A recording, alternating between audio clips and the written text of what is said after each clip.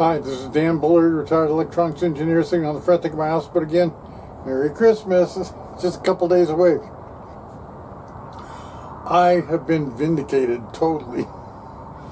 In that last video, I talked about how I suspected that QSpice was using floats instead of doubles. I was right. I got a confirmation. It's a reluctant confirmation by Dan Schofield, the same guy who did that thing where he transferred the distortion from one side of the wave to the other. But he said in his comment that he made on my post, I use GNU Octave, not Excel. Excel is absurdly slow and clumsy to program. Well, yeah, but you know, if you work for a living, like I did, if you work for a living in the semiconductor industry, Excel was all the rage, honestly. And, you know, I like program languages.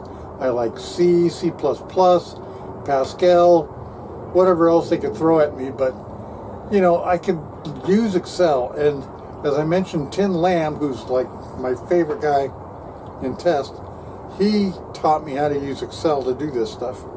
I claimed that Excel is using 64 bits. And I looked it up, and Excel uses 64 bits. And why do they use 64 bits? Because they're counting money. That's what Excel is mostly used for. But Excel is also used for scientific endeavors. When you're using Excel for science, you're using 64-bit doubles. And a double, I use doubles all the time. Ever since I got into C and C++, I was using doubles. Doubles are crucial.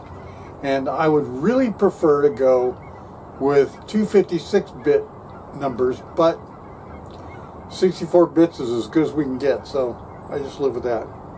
Dan Schofield made this comment on my video, and he said all kinds of things, but he did confirm QSpice is single precision math. And then he says later, are you saying there's a difference between single precision math and double precision math?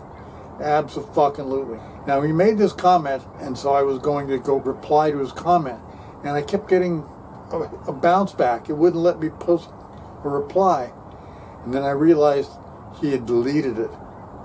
He had deleted his comment because apparently he watched the whole video and he saw the end, and he saw that I made the point very clearly. When you get numbers that are not 0, 90, 180, or 270 degrees relative to the fundamental, then you're not using double precision math. If using double precision math, you'll get 0, 90, 180, and 270 in integer form. But that's not what QSpice does. And you could look at that set of numbers and say, ooh, those are close to 0, 90, 180, and 270. But nobody ever put two and two together. Why? Because they didn't use double precision math. I watch Big Bang Theory all the time. What's the big fight between Sheldon and Howard Wolowitz? Sheldon is a physicist, and Wolowitz is an engineer. And so Sheldon turns his nose up at guys from MIT who are just engineers. So engineers don't have any ranking in Sheldon's mind. So my thing is, engineers use floats. Scientists use doubles. Physicists use doubles. And if it were up to me, I would go for more than 64 bits. Tell me. It's really crucial to go for 64 bits. Remember that video I made where I said that the distortion happened at an angle of 242.8473539 degrees. A lot of people scoffed at that, said, oh, it's not exactly, it can't be exactly 242.8473539 degrees. It's probably more like 300 degrees. It could be any number.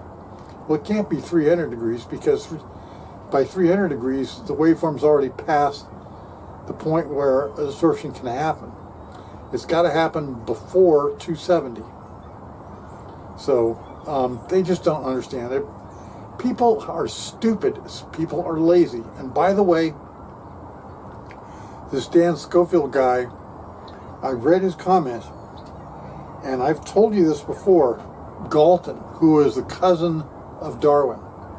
Galton who came up with the idea of IQ. He said that he could estimate someone's IQ just by talking to them or reading their writing. So I'm going to tell you this, Dan Schofield, I'm reading your writing. I'm estimating you have an IQ in the 140s. I think he's up around Daver's level. Daver is also kind of that way. He's kind of a skeptic. So I was really happy to get a really good review out of Daver. Not a great review, but he did give me a good review. He said that he didn't give me 5 stars because my book didn't look like any other book he'd ever read. Well, duh. It was my first book. But I didn't put an index in it and stuff like that. It's short enough, you can read the thing. But this Dan Schofield guy, I think you have an IQ in the 140 range. And, correct me if I'm wrong. Here's the thing I want you to remember. If you post a comment on my videos, I don't object, please do. It gives me, this comment here gave me some confirming evidence that I was right. But if you make a comment and remove it, guess what? I've already got an email about it. So once you do that post, you're toast, because I've got the comment in my email. And so if you delete it, I can go back and put it back up, which is what I did here. He deleted his comment and I put it back up. So I did that with Tony too. Tony made that comment on my video. I talked about Larry Getman's technique, where you measure any unknown frequency by using 2 orthogonal sampling frequencies. And you can work out the frequency of anything, even with really low sample rates. I was very critical of Nyquist and Shannon. Tony, who doesn't have a clue what's going on, his IQ is probably 115, maybe 120. He said that my theory was wrong, and then he did a whole big comment on it, and then he deleted it. What did I do? I reposted his comment. So if you make a comment and you decide to change your mind, it's too late. I've already got it. I might repost it. I did that to that other guy too about Feynman. So be aware. Anyway, it's a beautiful day. It's almost Christmas. So once again, from the river, this is Dan Bullard.